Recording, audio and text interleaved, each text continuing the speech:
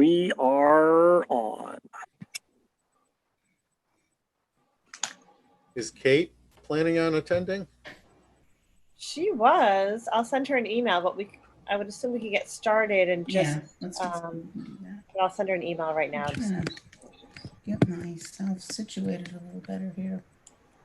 There, that's We got to be off here by 4 because we have story time. all right. Well, then somebody needs to call the meeting to order.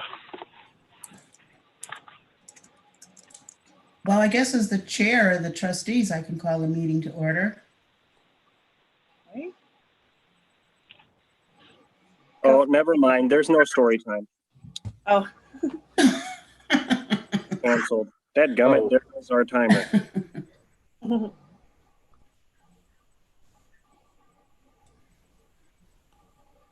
Okay. So I think Danielle, I think you can still call to order though. All right. Do we need to call to order again? Oh, sorry, I didn't hear that you did that. Yeah, I did. That's okay. I have no intention of running this meeting, so don't look at me. Okay, I was just trying to find the agenda, which is very short. So I guess maybe Justin, just sort of why we're here today discussion, right? And the status of where we are with fundraising and those sorts of efforts. Yeah, I mean, on the agenda you sent out, just have opening remarks, provide update on status of capital campaign, discuss BFCC recommendation regarding an RFQ regarding scope of work, and talk about the future of the subcommittee and the project. I don't guess I personally have a lot in the way of opening remarks other than, you know, for fundraising. We're what the trustees currently have reserved to go towards the building renovation project is $88,034.10. Really? That's good. Yep. So that's where we are. Before the last few meetings, I kind of thought that we were all on the same page, that we were just kind of in a holding pattern, waiting until we hit, you know, 400,000 or a good grant opportunity became available. You know, the Massachusetts Board of Library Commissioners is not in any grant rounds right now. The pandemic kind of shut down a lot of the momentum we had in talks with Pete DeCaro and others who were interested in helping out with the project. So, you know, like we got all this kind of, you know, apparatus in place for fundraising, you know, kind of over the winter, getting ready for a big capital campaign. And then March happened. And then, you know, you can just kind of look around and gesture broadly at everything. And so we've been just kind of in a holding pattern, but the accounts have still been creeping up because, you know, we've had people donate and we've had other money just kind of come in. Well, I think one of our biggest successes so far has been the auction. And that, you talk about momentum, that I think that created a lot, where you've got a combination of people who donated countless items that are worth a lot of money, and the patrons who spent that money on bids. I think it's amazing, and I think it shows that the town of Douglas has a really strong base of support for the library.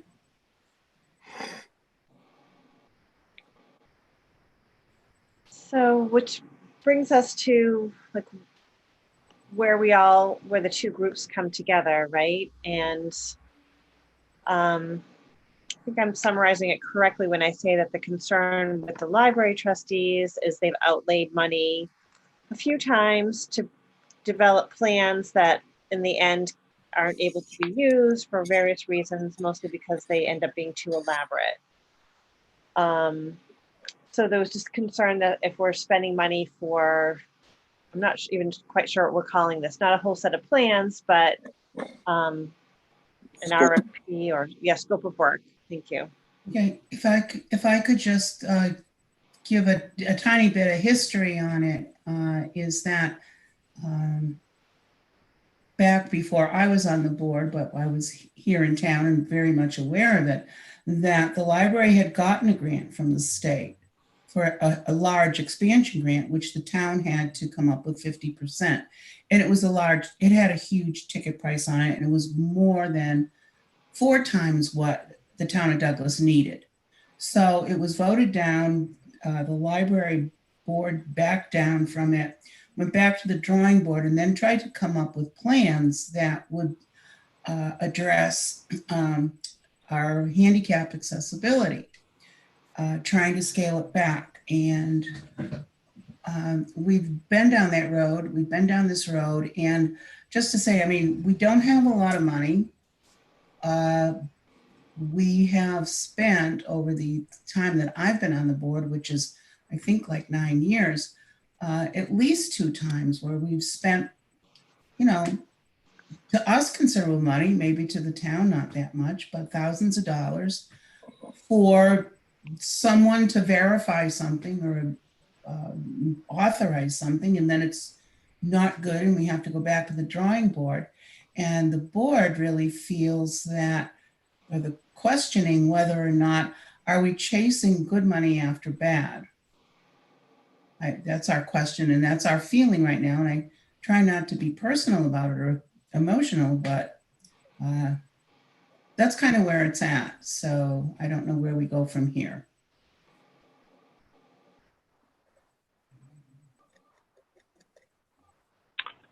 Can I add a couple comments? Of course. Yeah. Who's that just speaking? Danielle? Yeah, Danielle. So I'm Mike Fitzpatrick. I'm on the BFCC. Yes. So when we had met, it was almost a year ago, I believe, when we met, the discussion was just to try to help the library define what it is they actually need. Like you talked about, there was a pretty elaborate plan that was put out. It's not necessarily maybe not what the library wanted and what the town wanted at the time, Right. but that's all. Unfortunately, we can't correct what's behind us, but moving forward, Justin's identified, at least the impression that I got is he's there 24/7, so to speak.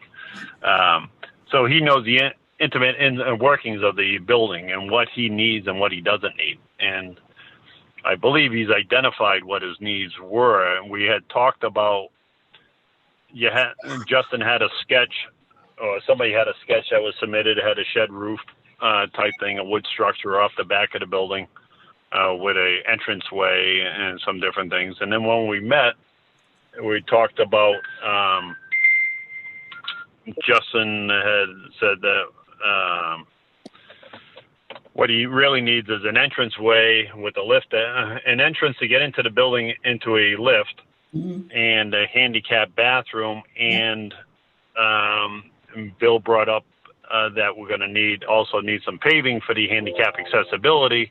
Right. And then there was some discussion whether or not it was going to be one parking spot with a access walkway to the entranceway versus paving the entire structure, because then that comes into other requirements that are going to be needed for the parking lot. Right. So I'm just curious as to, are we looking at, or are we looking at, is the discussion towards that wooden structure with the shed roof on the back, or the separate entrance that was going to be on the back of the building with the lift just as you go inside? It was kind of toned down a little bit last time when we talked, Justin. I don't know what your thoughts are at this point. And the reason why I'm asking this is the value as to what it was. It was just a guesstimate we threw out there that you're looking at least $500,000, and it could be up higher than that. If you get into paving the entire parking lot and putting on that larger structure that's off the back of the building, my concern would be that you may be substantially higher than that guesstimate. So I didn't want to mislead you into thinking that that's what I was talking about, that larger piece, and being that $500,000 number. And again, I don't know exactly what that number would be, but just looking at other projects, I would think that you're going to spend at least that much money. So I guess the question is what are you looking at this point? I mean, what I'm looking at, in my, ideal fantasy world, would be something that is like that sketch that we brought in, which was, just the little kind of out structure that had an entrance that was at the outside level grade, which, was halfway between the floors, which had a lift that would go either up a floor or down a floor. And then, the outside either, paved, as much as is necessary for handicap accessibility or, a waiver. And I don't think that a waiver is realistic. So, I mean, I think that we're looking at paving. And then the way that we got to the estimate that one night was we had looked at Charlie's estimate for doing the interior lift and restroom work, which had come up to like 250 to 300,000. And just assuming that was happening on the other side of the wall on the outside and needed, walls around it instead of on the inside. So, I mean, it's an incredibly Mickey Mouse number. I mean, there's no question in my mind that 400,000 is going to be woefully insufficient. Our goal was just to try to get there before pulling any more triggers to make sure that we had enough muscle behind the punch to see the project through. Right. And in the meantime, I agree with your strategy, because you're showing that you believe in it as well, or the library trustees believe in it as well, and they're putting together whatever efforts they can to come up with, in my mind, a substantial amount of money to help the project along, whether it's 50%, 20%, or 100% of the money, whatever it is. You have a goal in mind to come up with a substantial amount of money, which is going to hold a lot of weight for you to succeed. I don't know, and Bill can help with this, is I don't know if you can solicit some input into it as to just to try to get some base numbers for what you're trying to do without getting too involved in a whole design process. Right. Can you answer that, Bill? Sure. So before I do that, what I want to do, I don't know, how do I screen share? Oh, here we go. Share screen. Oh, you disabled it, Justin. Oh, I'm sorry. I can enable however it is. While I'm enabling screen share, while I'm figuring out how to enable screen share. Justin, you can do the screen share. You look at the participants, and then there should be a blue drop down next to the names. Well, it's different for me because I'm using my phone. Now you should be able to screen share, I think. But, that was my ideal little scenario for, what I would want. I mean, what was, my little, that night when we had the meeting. But I mean, I figure what it would look like more in practice is, putting out an RFP with the scope of, the 4 points of what we need, which is the accessible entrance, the parking, paving, access to the 2 floors, and restrooms, and then letting an architect to get creative with how it's done. With, minimal invasion to the current structure. Because, I mean, as far as I understand it, and talking to other library directors, like once you identify your scope and once you kind of pull the trigger on this, I mean, the trustees have to be willing to kind of give up a degree of control. Because, I mean, the architect's going to identify, the best way to do stuff. I mean, and then if the project ends up going over $1 million, which is likely, then we're looking at an OPM, which, then they run the show. So, I mean, I don't know how much. Well, I don't necessarily agree with that assessment. We never lose control of the project. They are simply a project manager. Okay. So by saying we, meaning the town. Correct. Okay. So, okay, if I may, does everybody see my screen share? Yes. Yep. Okay, so this is a chart from the Inspector General's office. And what this shows us is the threshold for public building projects that require design professionals. So if you look across the top, you'll see EDF, which is estimated design fee Mhm. for the design professional, less than $30,000, or estimated construction costs less than $300,000. Those things listed under that column are what the state requires. So if your project's below $300,000 in cost, and that's estimated construction cost, Mhm. then you don't have to do a lot of those things. Mhm. Once you go over an estimated design fee of $30,000 or estimated construction cost of $300,000 or more, that kicks you into a whole different column and set of criteria that you need to follow with regard to a design professional. So for everything I've heard to date, whether it's Justin or the library trustees estimate, or if it's Mike's estimate, it's over 300,000. So Easily. it sounds like you do fall into this second column right out of the box. So it would be my recommendation, and I believe the building committee's recommendation, but certainly we could talk to them about that, that we start at this point at preparing an RFP, or at least on the front end, talking to an architect to help us prepare an RFP. Because there's a lot of things that are involved in building construction. I'm not a building engineer. I'm more of a site guy. That there's code compliance issues. There may be requirements with regard to handicap accessibility that I'm not familiar with, that a designer that does public building construction projects that will be familiar with. Mhm. And when I say I want to make a distinction here. When I say public building construction projects, please do not discount that. You can have an architect that's perfectly capable of designing a building, but has not worked in public construction projects. Absolutely. And they're not going to be aware of a lot of the requirements and thresholds that are required under municipal projects.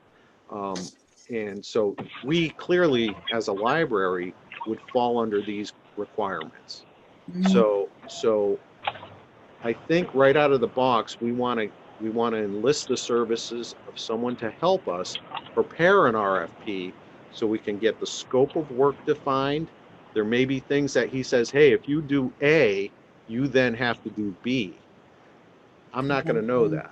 So Right. we need somebody that's capable of identifying that, scope it out, then come up with an estimated construction cost for your project.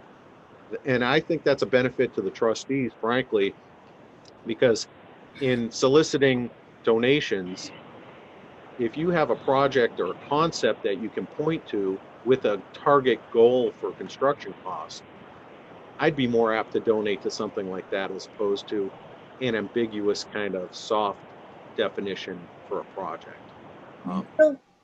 Bill, can you kind of walk us through these steps? So first, it's a little bit small, qualification-based selection process, and then you need to advertise. I'm not sure what the central register is in the local paper. Yes, and a lot of these things I generally take care of in my assistance to you. Like the advertising requirements, I'm happy to help you with. Obviously the trustees would pay for the newspaper advertisement and stuff like that. There are minor fees that will be incurred. A lot of this is just threshold kind of things, but the couple of things I want to point out to you. So procurement procedure, we've got qualifications-based selection process. So we would need to put out what's called an RFQ, a request for qualifications. The committee or the trustees, and the committees helped the trustees in the past doing this, where we would define categories that we consider important to score the submittals that we receive on. So it's a competitive process. We put it out to open bid. Architects will submit on that, and you pick the most qualified person. Price doesn't come into that equation at that point. This is Okay. just for the scope of work, or this is something? No. For the scope of work, we can put something, it's really going to be, you can probably just hire a firm that you are comfortable with that So, has municipal okay. experience. If I could, well, at that point, so, and this is a question that has come up with the trustees. If we solicit someone to help us out at that point, is that person then not eligible to apply for the That's a grant? good question. I'd probably have to see if there was an ethics related issue with that. Okay. I would have to talk to somebody either at the state or town council to get the answer to that. This is a unique situation. Usually we're comfortable enough with the projects where either we have an OPM that helps us prepare this scope of work, or it's not building related and I prepare the scope of work. So I've not had a situation in the 20 years I've been here where we've had a scope of work that we needed assistance preparing. So can we access that through the town then? Someone who can do the scope of work? Oh, I know a number of architects that would be willing to help us if that's what you want. And I can even solicit 3 price quotes if that's what you want. But I would need your assistance on clearly defining their scope of work for this preliminary work. They may not want to bid on it if they're interested in the overall process. Too. That's it. That's the stumbling block where we kind of have been at. I wouldn't view it as a stumbling block. I would simply put it out there. If you get no responses, then deal with it. If you get 1 response, at least you complied with the requirements, solicited 3 prices, and then you move forward.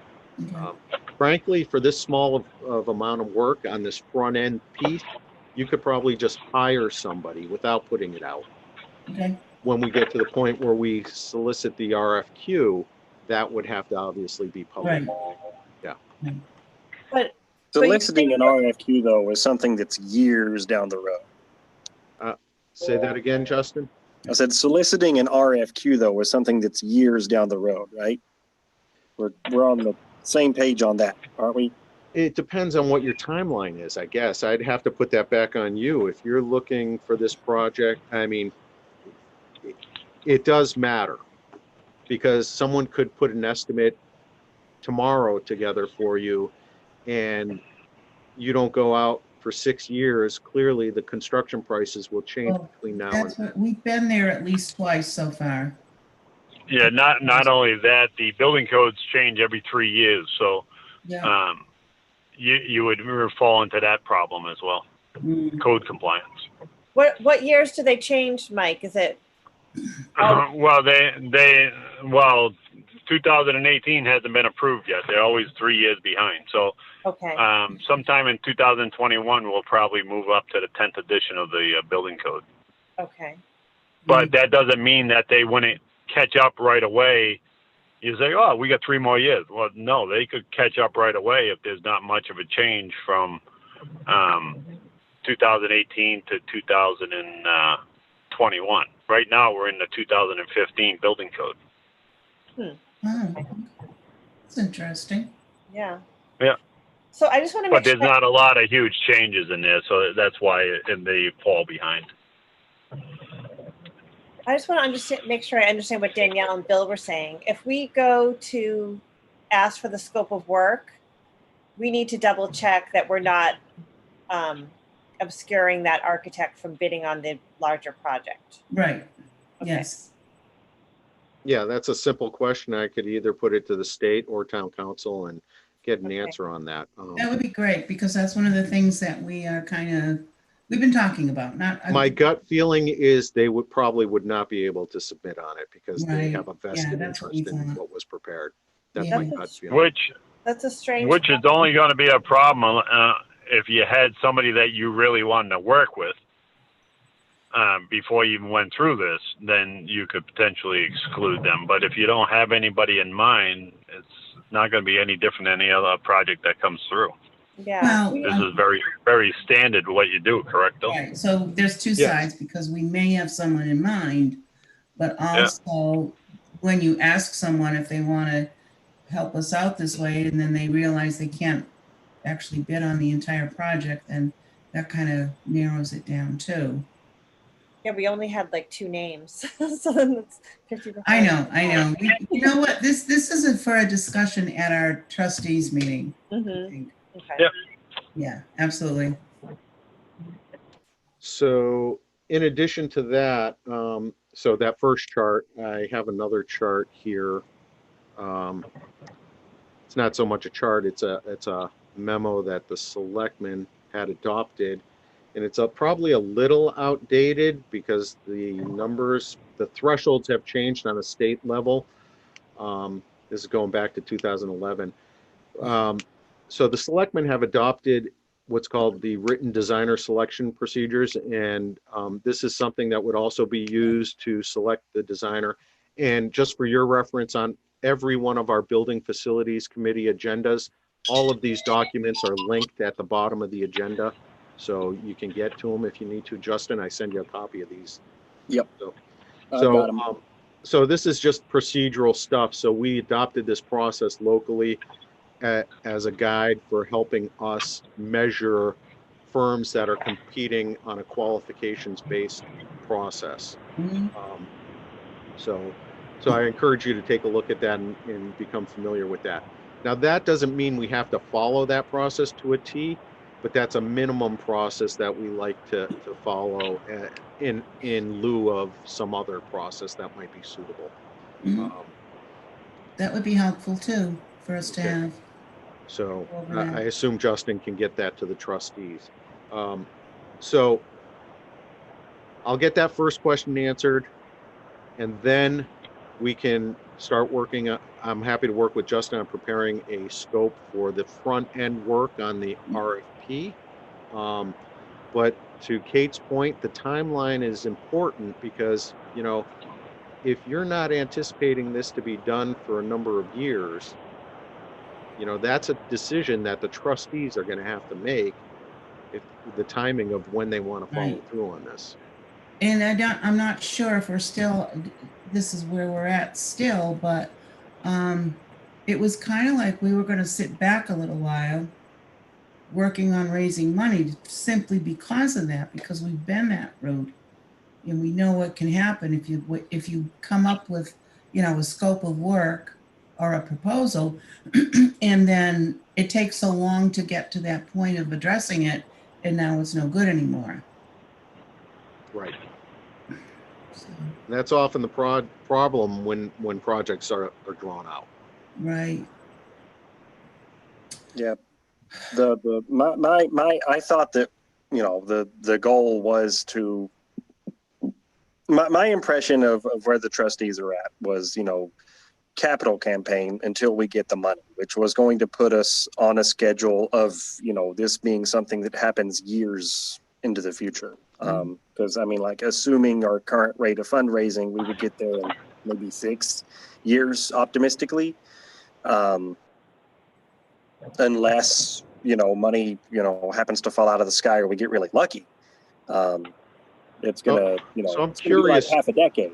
I'm curious, and this is more of a general question, and I don't expect an answer to this, but when people make a donation towards a specific thing, the questions that come into my mind are, what is the value based on? So if you have a target value of, let's say 400,000, because I've seen that number thrown around, Mhm. what are you basing that on? And then 6 years from now, is that 400,000 still 400,000, or is it 450,000? Right. And you know, that's how these things escalate. The longer that that it takes to get them done. Absolutely, And absolutely. so if you're saying 400,000 now with your little barometer chart, and then you hit the thing and it starts spouting out the top, and then when you go out to bid and you do your cost estimate, it's 450,000. Right. Well, I mean, we know it's going to end up being more than 400,000. 400,000 is just what we wanted to have to contribute towards it.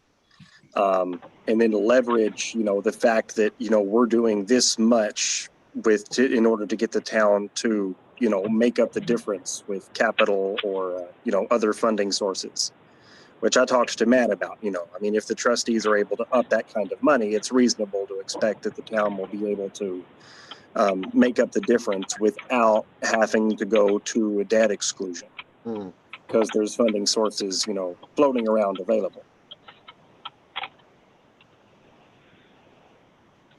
Yeah, that makes sense. Absolutely. So at this point, I'm not sure. I mean, I'm happy to do things on this, starting with soliciting an opinion on, the architect from town council. But outside of that, I'm not sure what other role we would provide. We have the local designer selection procedures. Again, I forwarded Justin a copy of the electronic agenda for our building facilities meeting. A number of the documents at the bottom of that agenda apply to building construction projects, so I encourage you guys to take a look at them. Oh, okay. And they're all state level documents, with the exception of the local designer selection procedures, and it kind of gives you an idea of what you can expect. Well, I think these are things that can be brought back to our trustees meeting, which is coming up soon. 2 weeks. 2 weeks. Or yeah, I guess a weekend. Yeah. I appreciate Tuesday before Thanksgiving. I appreciate your help, and look forward to assistance in the future. I'm happy to help however you guys need it. We feel like we're swimming upstream here. Yeah, and we're all on the same team, and I don't want the trustees to get the impression we're working against you. We're actually trying to all achieve the same end goal. Right. I understand. Often it's not what we want to hear when we have bureaucracy to deal with, but nonetheless, it's there. We got to deal with it. Yeah. So just a little bit of a recap. So we're gonna be, the library is going to be in a hold pattern for a little while.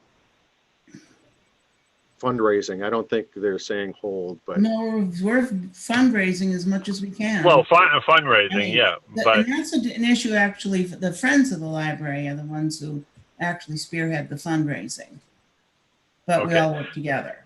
So maybe this would be a better question. At what dollar amount would you feel comfortable moving forward with that? Maybe that would help everybody get their head around it. For argument's sake, if you're at 87 now, you say, I want to, when we're at 237,000, we want to start this process. 400,000. When you're at 400,000 is when you're going to start it. That's our goal. That's our big goal. I just want to, I'm not sure that's the number though. I mean, I don't disagree with the 400,000 as far as going to the town and getting ready and all that sort of thing. But I do think that having a number, if someone's got deep pockets and they want to contribute to it, and we're like, well, we think it's, this, but we don't know. That's, I think, where we get into a fuzzy area. Maybe now is not the time. Maybe it's halfway to 400,000. I don't know what that number is. And I just wanted Danielle, oh, go ahead, Justin. I just want to make sure I understand and can summarize if we get this scope of work drawn up, like what y'all in the BFCC is suggesting that we do right now. It's an expense that's going to be probably, less than, what's the ballpark figure for what this is going to be? I think that's a question Bill, for you. What for the scope of work? Yeah.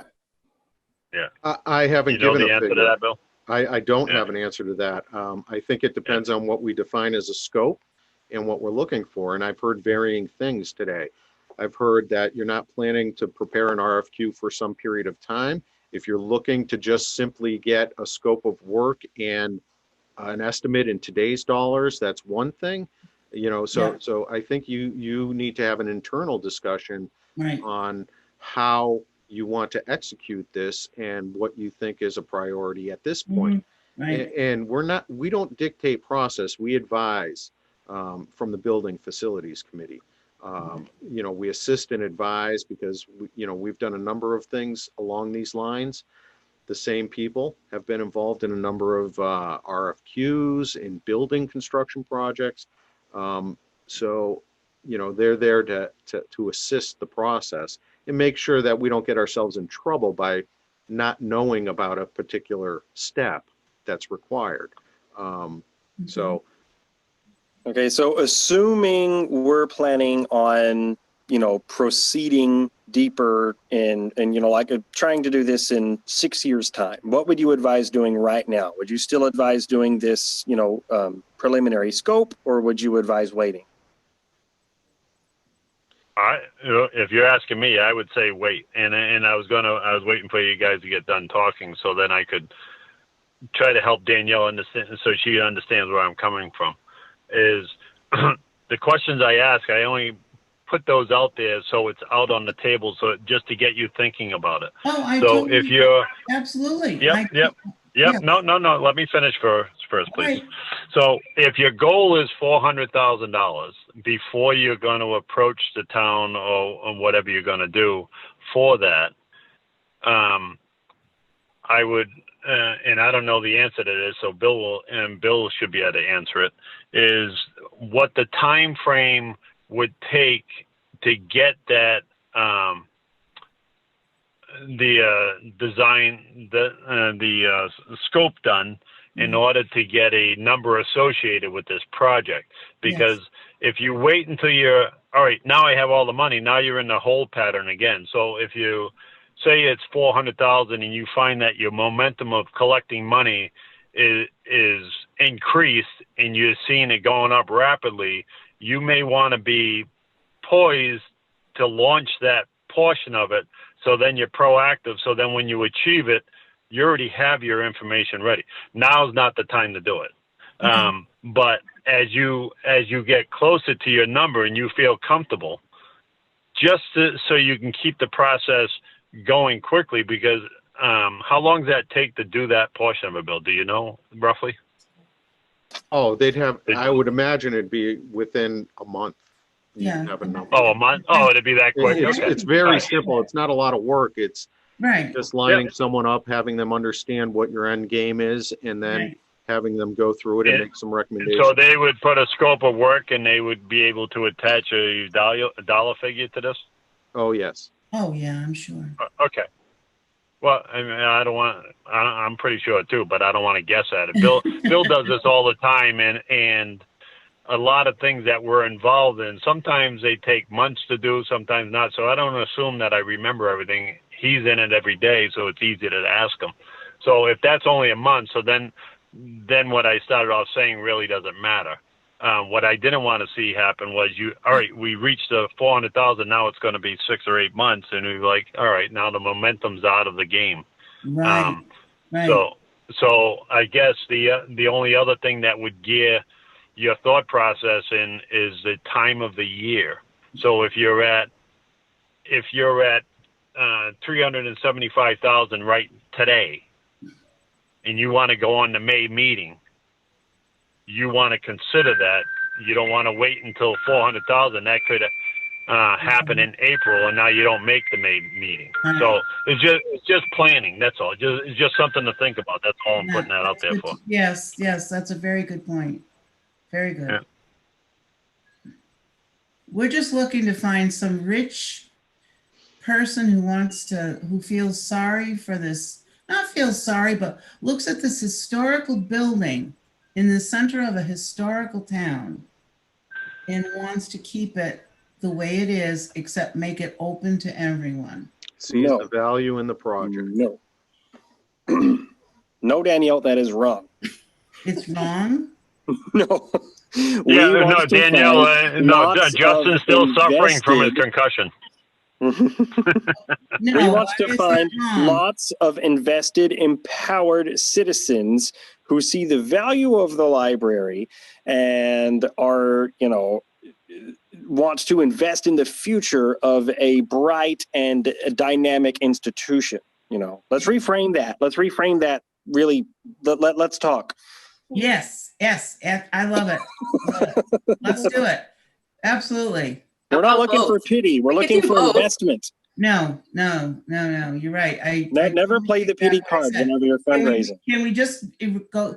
Can you do backwards and erase? We'll edit the video. It's not really what I meant.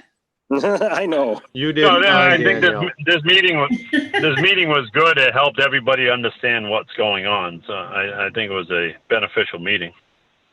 Yes, absolutely. And we'll talk about it with the trustees, and we're going to make Well, this work. Bill, is there a way to get an idea of what it would cost for this scope of work, or is that comes when you ask for the scope? Again, I think that, and that's again, I understand Mike suggested at a later date. I don't think the cost at this point would be tremendous for you to get an idea from somebody as to what we're looking at.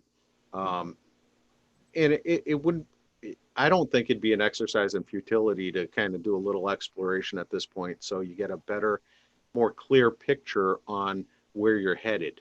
And maybe they come to one of the trustees meeting, you share that sketch that you have.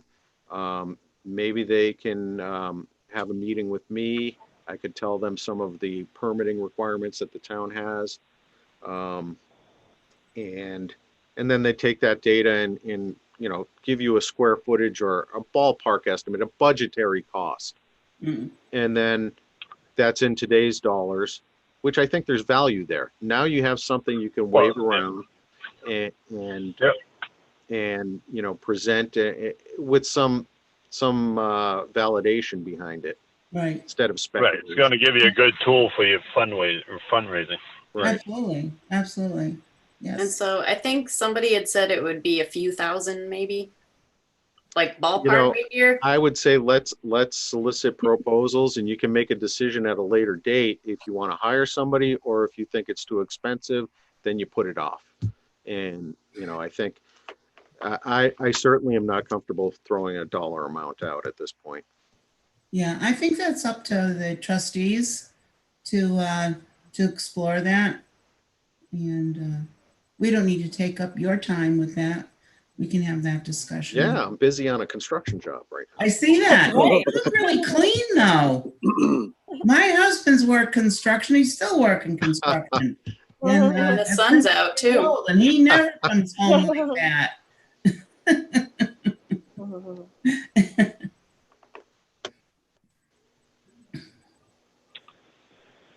All right. I guess we're up to number 4 there, Justin. Dawn. Number 4. Talk about the future of the Yeah. subcommittee and the project. And I'll just say that the subcommittees came about when more was happening, when we didn't have a pandemic. It was formed when Justin was out for an extended period of time. We were trying to keep the discussion going for the project. I'm not sure it validates having a subcommittee if we're not going to have something for years. It doesn't mean that we can't have conversations between each other. I'm just not sure that a subcommittee is warranted if it's not very active. And again, I think this is a discussion for our trustees meeting. This would be something on the agenda, of which I'm not keeping track. So, but I think that would be, I think that's something for us to decide. Unless there's advice from the town that we not have it. Well, it's also for, Mike and Bill are donating their time here too. Well, I'm an employee. Mike's a volunteer. That's true. Yeah. No, and both of us came into this to help you guys, for nothing else, just to help you. Try to achieve your goal in getting there. So, and sometimes, and if you remember, Justin, you were very frustrated with me because you kept like, well, how much is it going to cost? I said, you can't think about the cost. You have to design the job and the cost will come. And at the beginning of this conversation today, Bill told you the exact same thing, but now you're used to it, is you have to figure out the designer's going to design it, and then the cost will come to it. You can't design around a number. You just have to, it comes down to figuring out what it is that you need and what is you want, marry the two together and try to make the project happen. Makes sense. But anyways, as far as the subcommittee, I'm happy to do it. I was getting a little frustrated because I heard nothing at all about it for a year or almost a year. So that's why I inquired about it a couple different times. You guys are meeting with the library committee and stuff, so you're used to it. But if you weren't meeting with them and you heard nothing at all, you'd be scratching your head. So we still have this? What's going on with this? So that's all that was about. So if you want to continue with the subcommittee, I'm more than happy to help you with it. If you want to dissolve it, that doesn't bother me either, because I'm still going to be seeing you at building and facility meetings at some point in the future, I'm sure.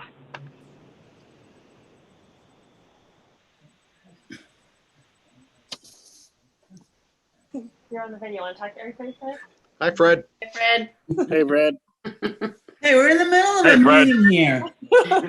Whoa, it's Fred.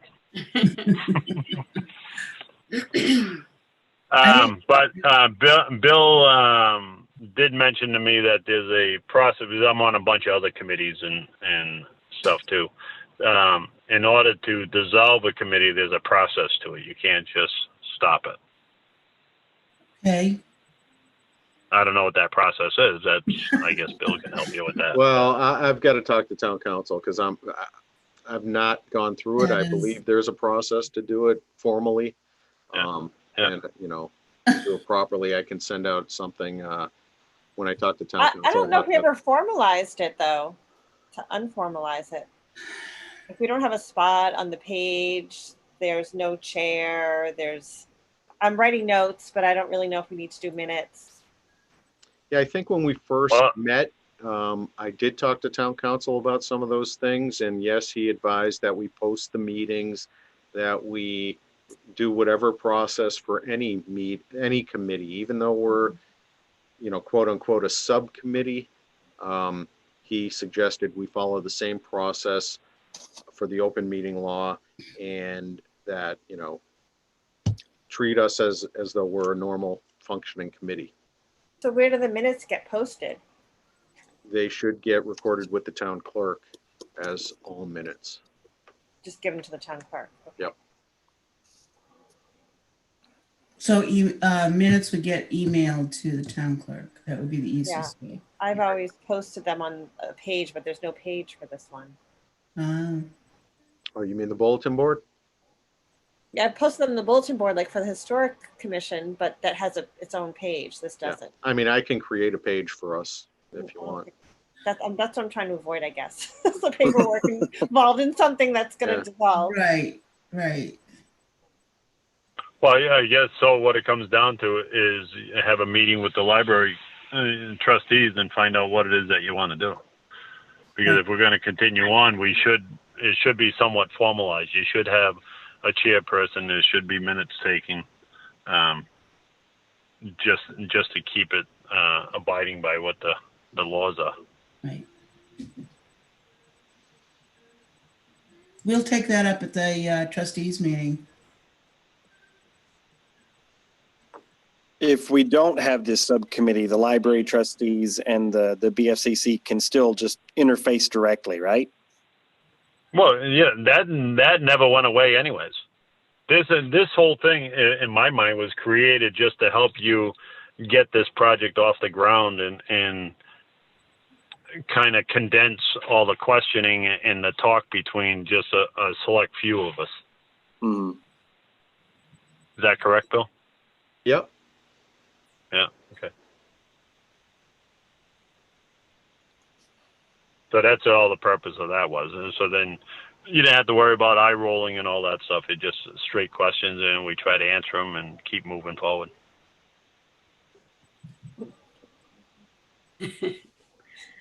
Hard to roll your eyes when you're in a Zoom meeting. I could feel it through the phone, but that's okay. No one was rolling their eyes. Bill did. That's true. I did. It what? Was it me? No, it was me. I take ownership. See, I told you, Danielle, somebody did it. Wow, you have a superpower. Yeah. Superpower is telling when someone's rolling their eyes. Sometimes you can tell that just when they send an email if they're rolling their eyes. That's right. So moving forward, Bill, would it be proper for somebody to just send you an email as to what the thoughts are from the trustees? Yeah. And we can decide where we go from there. Yeah. That would be great. When's your next trustees meeting, Danielle? 24th of November. Oh, okay. We're meeting next Wednesday. That's the 18th. So The 8th. yeah, the we 18th, won't. yeah. We'll probably just. I'll give them an update on the 18th, and then if I hear from the trustees, I'll give them another update at our December meeting. Okay. All right. Does somebody need to be, one of us need to be at the next BFCC meeting? I don't want them to feel like we don't love them. Justin, you're always welcome at our meetings. You're That's always how I welcome, kinda but felt don't at the worry, last Justin. meeting. I'll go to bats for you, Justin. Don't worry. Okay. I'll be the first one to say I asked Justin to come, and he said no. There you go. Yeah, but we're blaming on your concussion, Justin. Don't worry about it. It I wasn't tried me. really hard at the last one, but I have an Avaya account. Yeah. So like every time I tried to log into the Avaya through the guest link, it would like put me through this weird login cycle and it wouldn't let me join. Yeah, but Bill runs the Avaya. That was him playing with the button. He says, like, watch this. Justin won't be able to get in. He pushes the button and you're gone. That is not true. Oh my goodness. All right. I think this was somewhat productive. It answered a lot of questions that I had. Hopefully everybody There else you got some. go. Okay, so Some just to make information, sure so. we're all on the same page, the trustees want to raise $400,000 before proceeding. Bill thinks we should get a scope of work now. Mike thinks that we should wait a little while, maybe. Well, no, it was just, yeah, I'm open to either one. So, Yeah, I can see the merit either way, because the benefit would be Yeah. that we would have something to wave around. We would have something to point to. And, Correct. you know, like And I where can I'm kind of at in my head right now is, you know, maybe I could write a grant for it or, you know, squirrel some money and persuade the trustees. That to would do be it if helpful. it Again, becomes along cost those lines, neutral. Justin, I think having a number from an architect and a scope from an architect would help a grant application. Again, yes, absolutely, but not to just go round and round too much, but we don't know at what point, when are we going to be ready to do that? So I think we're back to where we're going to continue fundraising. we're going to wait until the 24th and find out what happens on the 25th. Well, you're nearly a quarter of the way there. Yeah, I think it's, you know, it's like an investment. It's a fundraising investment. You know, we're not paying for, you know, a capital campaign specialist or anything like that. And it's not like we're dumping $30,000 into plans or $10,000 into updating estimates on an outdated project that we know has a snowball's chance in hell of getting funded at town meeting. You know, if my impression is this would probably be, you know, between $3,000 and $5,000. And yes, I'm making that up, but you know, that's where I think it would be. If it was more than that, then I would blink at it. But the conversation I had with Bill in his office, you know, a few weeks or however, whenever it was, it persuaded me of the merit of doing it. That there is merit to it, that it isn't throwing money out the window, because it's something that it'll persist in value more or less. I agree. I tend to agree. I think, I know we have to bring it before the trustees. Just know I have a lot better chance of persuading the trustees per fate to do things whenever I find money to do it. So I'll look for. Don't ever say that around me. Oh, come on now. I can find money. Gene can't find money, but I I can know find. you can Okay. find money. All right. You're really good at finding it. As long as it's not my money, I'm finding. It's somebody else. Okay, so are we done? I think so. I think so. Yeah, because Justin's got story time, even So though he do said I called the meeting to order. Do I have to declare, what do I say? It's adjourned? You just do a mic drop and walk away. All right, I'm just going to slam my laptop shut then. All right, I declare this meeting adjourned. Great. Thank you. Great talking to you, Thanks, everybody. guys. Thanks. All right.